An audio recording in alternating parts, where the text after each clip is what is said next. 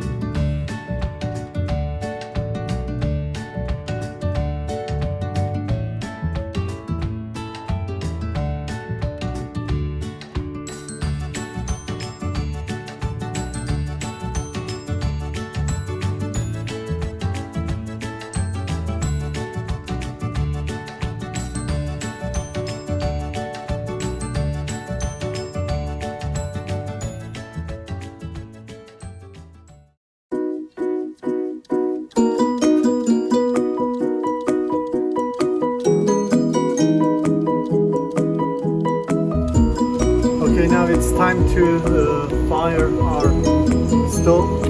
I've got some small pieces